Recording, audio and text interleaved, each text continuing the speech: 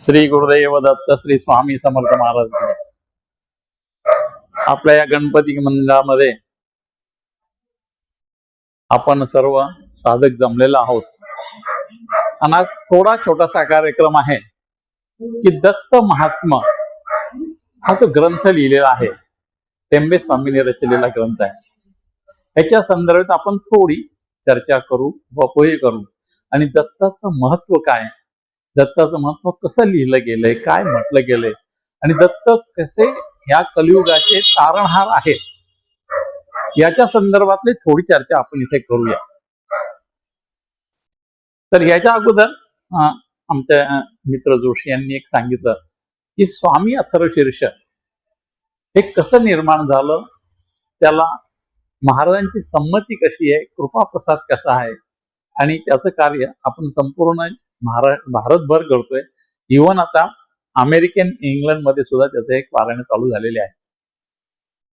त्याच्या पाठीमागची कथानक अगदी 10-5 मिनिटात मी संपवतो आणि आपण आपल्या कार्याला लावूया.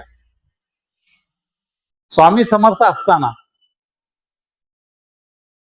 स्वामींची गाठ घ्यावी असं संगमनेरचे विठ्ठल धनार्दन जोशी हे शास्त्री होते आणि त्यांना वाटायचं की आपण महाराजांची गाठ घ्यावी, पण वय खूप होतं, 85 वर्ष होतं आणि त्यामुळे जाणं, अक्कलकोटला जाणं शक्य नव्हतं. आणि मग काय करायचं, महाराजांची कशी भेट घ्यायची हा मोठा प्रसंग होता. पण त्यांची मुलगी पारनेरला राहत असे आणि पारनेरला राहत असल्यामुळे महाराज पारनेरला येणार होते आणि अशा असताना मुलींनी कळवलं, बाबा महाराज येणार आहे आणि मग तुम्ही दर्शनाला इथे या. आणि मग ही वार्ता कळल्यानंतर त्यांना खूप आनंद झाला आणि ते पारनेरला आलेले. महाराज दर्शन घ्यायचं म्हणजे अमृताची गोडी काय असते हे चाखायचं, हे त्यांचं एक भाग्य स्वप्न होतं आणि त्याप्रमाणे ते पारनेरला आले. पारनेरच्या मोठ्या वटवृक्षाखाली महाराज स्थानपन्न झाले होते. त्यांना काय गादी पलंग काही लागायचा काहीच प्रश्न नव्हता. त्यामुळे ते वडाखाली बसले, झोपले होते, पहुडले होते आणि शास्त्रीजी दर्शनाला गेले. दर्शना गेल्यानंतर महाराजांची ती भावमुद्रा, त्यांची ती अंगकांती म्हणजे गुलाबी रंगावरूनही चान असलेली ती अंगकांती त्यांनी पाहिली आणि ते तेज पाहिलं. त्यांचे अष्टभाव सिद्ध झाले आणि डोळ्यातून घळघळा पाणी वाहून त्यांची भाव समाधी लागली.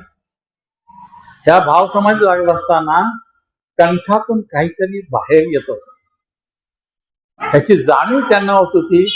खरंच भाव समाधीमध्ये हे होणं शक्य नाहीये, पण आपलं काहीतरी तोंडातून स्फुटक बाहेर पडत आहे हे त्यांना जाणवलं. आणि मग त्यांनी म्हणलं, जे बाहेर पडतंय ना ते एका कागदावर लिहावं आणि महाराजांच्या पुढे ठेवावं आणि त्यांचा कृपा प्रसाद घ्यावा अशी त्यांची इच्छा होती. म्हणून त्यांनी ते लिहिलं. पण स्वतः शास्त्री असल्यामुळे त्याची रचना त्यांनी केली, ते अथर्वशीर्षाच्या धर्तीवर केली. आपल्याकडे अथर्वशीर्ष माहिती आहे की पुराण आपल्या अथर्वशीर्षामध्ये 5 अथर्वशीर्ष मुख्य मानलेले आहेत. आपल्याला सगळ्यांना माहिती आहे ते गणपती अथर्वशीर्ष माहिती आहे, पण देवीचं आहे, विष्णूचं आहे, सूर्याचं आहे, नारायणाचं आहे, असे 5 अथर्वशीर्ष आहेत. आणि अथर्वशीर्ष हा अथर्वशीर्षाचा शेवटचा भाग.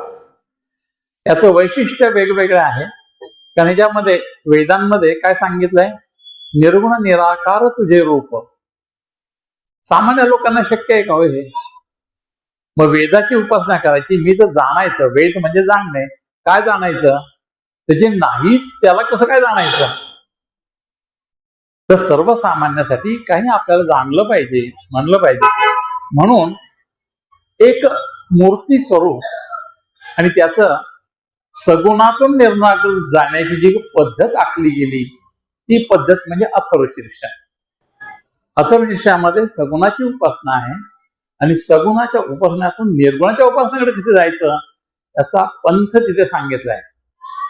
मग त्याचं आत्मस्वरूप काय आहे, अवतार स्वरूप काय आहे, त्याचं बीजमंत्र कसा आहे, तो बीजमंत्र म्हणायचा कसा, बीजमंत्र म्हटल्यानंतर त्याची फलश्रुती काय होते आणि मग त्याचं फलित, अंतिम फलित काय आहे, म्हणजे मुक्तावस्था साधली कशी जाते, त्याचं संपूर्ण वर्णन छोट्याशा स्तोत्रामध्ये केलं जातं त्याला अथर्वशीर्ष म्हणतात. आता गणपती अथर्वशीर्षमध्ये आपण सगळं पाहिलं की त्याचे कसं रूप आहे, त्याचे कवच कसं आहे, हे सगळ्यांनी आहे.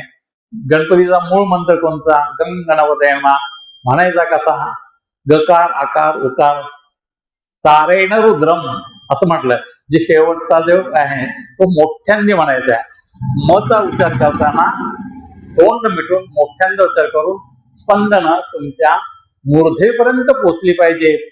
असा जर ओंकार केला तर साक्षात रूप गणपतीचं तुमच्या चित्तपटलावर उमटतं आणि चित्तपटल उमटल्यानंतर त्याची निर्गुणाची अवस्था आपला पावते. गणपती कोण आहे, कसा आहे, विद्यांचा गण कसा आहे, हे सगळं आपल्या स्मरणाने चित्ताने होतं.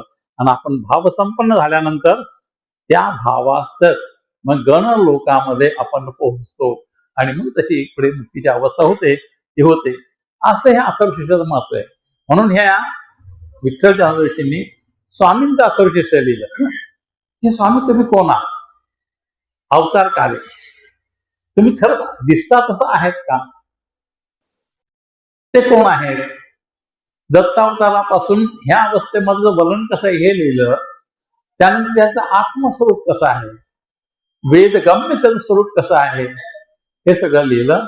त्यानंतर त्याच कवच आहे, जसं गणपती कवच आहे प्राप्त्याम पाही प्रतीत्याम पाही, तसं याच्यामध्ये पण कवच आहे. ते कवच झाल्यानंतर मग त्याचा बीजमंत्र कोणता? स्वामींचा बीजमंत्र केला ओम स्वामी समर्थ, हा बीजमंत्र आहे. मग बीजमंत्र म्हणताना कसा म्हणायचा, त्याचे इफेक्ट काय होतात? कारण ह्या मंत्रामध्ये काहीच नाही, महाराजांचं नाव कुठेच नाहीये. स्वामी हा प्रणव आहे, ओम हा प्रणव आहे. स्वामी हे स्व जाणणारा जो आहे तो स्वामी असा आहे. आणि सामर्थ्य दाखवणारा जो समर्थ आहे तो समर्थ आहे. आणि मग असं असल्यामुळे इथे कोण आहे? सगुण असून निर्गुणाची उपासना आहे. मी तुला पाहतो, मी माझाच होऊन जातो, ही अवस्था ज्या मंत्राने साधली जाते तो बीजमंत्र, आणि तो इथं साधला जातो.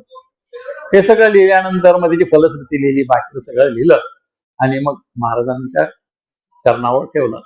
महाराज इच्छा काही नाही, ठेवलं तिथे. महाराजांनी म्हणले तुझी इच्छा नाही ना? महाराजांनी कागद घेतला, वर फेकून दिला, वळाच्या पाडावर फेकून दिला. तो भिरकावल्यानंतर कागद खाली आलंच नाही. ह्यांना वाटलं येईल आता, नंतर येईल, आलंच नाही कागद खाली. आणि मग त्यांना समजलं की महाराजांना हे आवडलेलं नाहीये. मी महाराजांची जी स्तुती केली ते महाराज प्रसन्न माझ्यावर झाले नाहीत, किंवा माझ्या हातून काहीतरी आणखीन चूक झाली असेल तेव्हा महाराजांवर प्रसन्न नाहीये. हे एवढी करून त्यांनी विनंती केली. महाराजांच्या पुढे बोलण्याची हिंमत कोणाचीच नाही, कारण ते नरसिंहच अवतार. माणूस असले तरी ते नरसिंह अवतार, दिसताना प्रेमळ, पण बघायला गेले डोळे अग्नीचे ज्वाला फेकतात असे ते. मग त्यांच्या पुढे बोलणार कोण? काही नाही, नमस्कार केला. महाराज माझं चुकलं, मी तुमच्याकडे काहीतरी अपेक्षा मी आलेलो आहे हे तुम्ही जाणलं, मी जातो, मला तुमचं काही नको. म्हणून ते मुलीकडे गेले. पण घरी गेल्यावर तळमळ लागली. मी महाराजांनी मला कृपाप्रसाद द्यायला पाहिजे होतो. काय माझ्यातून चूक झाली? माझ्या हातून जे काय घडलं त्याचं परिमार्जन मला करता येईल का? महाराजांच्या पुढे मी नाक घासू का? असं जेव्हा त्यांना वाटायला लागलं ना, तेव्हा त्यांच्या डोळ्यातून परत पाणी आलं. आणि मग परत त्यांनी सांत्वन करून घेतलं. नाही, त्या परब्रह्माची इच्छा नसेल तर मी मागणारा कोण? जसं शंकराचार्यांनी यथा योग्यम तथा करू हे सांगितलं, तर मी माझा हट्ट धरणार कोण? हे त्यांना कळल्यानंतर जरा शांत झाले. म्हणजे ठीक आहे, आता सकाळी जाताना परत एकदा जाऊया, दर्शन घ्यायला तर काय हरकत नाहीये. म्हणून ते परत दर्शनाला आलेले आहेत. महाराज तिथं होते. आणि हे आल्यानंतर महाराजांनी हात खाली केला. हात खाली केल्यावर कागद खाली आला. आणि कागद खाली आल्यानंतर महाराजांनी त्यांचे जे बाकी लोक अक्षता गंध अक्षता व्हा आणि त्यांना द्या. हे महाराजांनी सांगितलं की त्या अथर्वशीर्षाला गंध अक्षता वाहून स्वामींच्या हस्ते स्वामींनी त्यांना दिला. पण स्वामींची आणखीन एक होती, तुझी इच्छा पूर्ण झाली ना, ताबडतोब निघायचं, इथे थांबायचं नाही. आणि मग त्यानं सांगितलं जा, आता जा. पण एवढं म्हटल्यानंतर माझ्या मनातलं हृदगत महाराजांना कळालं, महाराजांनी माझ्यावर कृपा केली. हे सगळं झाल्यानंतर डोळ्यातून घळघळा पावले वाहू लागले आणि त्या अश्रूंनी त्या पायाची पूजा केली त्यांनी. आणि ते केल्यानंतर महाराजांना नमस्कार केला, परत माघारी फिरले, संगमनेरला आले. आणि ते झाल्यानंतर ते जे काय होतं ते अथर्वशीर्ष म्हणून प्रसिद्ध आहे. आमच्याकडे याची हस्तलिखित माझ्याकडे मिळालं होतं, आमच्या गुरूंनी मला दिलं होतं. आणि ते गेल्यानंतर त्यांचा आम्ही प्रचार ते केलं. नंतर त्याचंही हवन करावं, जसं गणपतीचं हवन करतो आपण तसं करणं, पण त्याला विधान लागतं करायला. मग विधान करण्यासाठी आम्ही खूप हिंडलो, पण त्या अथर्वशीर्षाचं विधानच कोणी करू शकलं नाही. गोडबोले शास्त्री सातारचे, नंतर द्रविड शास्त्री आले होते. त्या सगळ्यांना त्यांच्याकडे मी गेलो आणि म्हटलं ह्याचं जरा करून देता का हो विधान? नाही, आम्ही करू शकत नाही याचं विधान, तर तो अधिकार आमचा नाही. असं करून मग 2 महिने मी हिंडत होतो, ते मिळालं नाही. आणि शेवटी आमचे कामेरकर महाराजांनी, आमचे गुरुजी आहेत नवरे गुरुजी, त्यांना सांगितलं माझ्या समोर बस आणि कर. ते केर म्हटल्यानंतर त्यांनी अक्षरशः 10 मिनिटांमध्ये त्याचं विधान तयार केलं आणि 17 आहुतीचं आवाहन म्हणजे त्यांनी तयार केलं. जे 17च का, तर 7 आणि 1 8 हा कृष्णाचा हे आहे, आकडा आहे, मायाचाही आकडा आहे आणि महाच आकडा आपण हवनाचा ठेवायचा असं त्यांनी सांगितलं. आणि ते हवन निदान तयार झालं. त्यानंतर आम्ही त्याचे पहिलं हवन इस्लामपूरलाच केलं. आमचा संकल्प होता 1 लाख करायचा, पण एवढा त्यात रिस्पॉन्स मिळाला की 1,98,600 एवढं हवन झालं. आणि त्या गावातले सगळे विद्यार्थी 7वी ते 11वी पर्यंत विद्यार्थी, 180 विद्यार्थी, 160 विद्यार्थी ऍट अ टाइम आम्ही हवनाला बसवले होते. आणि हवन कसं करायचं, ज्या वेळेला हवन संकल्प टाकायचा आहे तेव्हा कसे सगळ्याचे हात एकत्र पडले पाहिजे, हे सगळं करून इतकं सिस्टमॅटिक हवन झालं. आणि शेवटच्या पूर्णावधीला त्या 9 कुंडामधून 9 देवता प्रसन्नतेने बाहेर पडल्या. हे त्याचं फलित आहे. आता हे अथर्वशीर्ष जो आहे त्याला म्हणायला 3 मिनिटं लागतात. तुम्ही पाहिलं तर 3 मिनिटात. म्हणून आम्ही काय म्हणतो की तुमच्या नित्य साधनेमध्ये घ्या, कारण त्याचे इफेक्ट एवढे जबरदस्त आहेत. तुमच्या मनोकामना पूर्ण होतात, पण तुमचं जे काय आध्यात्मिक उन्नतीचं अवस्था आहे ना ती लवकर प्राप्त होते. हा आमच्या सगळ्यांचा अनुभव आहे. आणि त्यामुळे आम्ही परत एकदा सगळ्यांना सांगतो की तुम्ही कमीत कमी तुमच्या साधनेमध्ये घ्या. गुरुवारच्या साधनेला म्हणा, संस्कृत आहे पण सोपं आहे, त्यात अवघड असं काही नाही.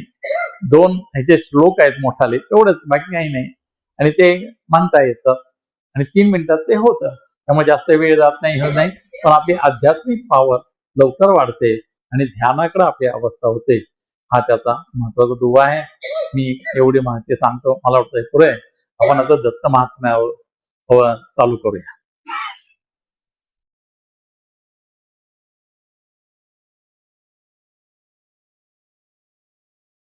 अध्यात्मावर नवनवीन माहिती मिळवण्यासाठी देव माझा चॅनलला सबस्क्राईब करा. पोस्ट आवडल्यास लाईक करा, शेअर करा. कमेंटमध्ये श्री गुरुदेव दत्त लिहायला विसरू नका.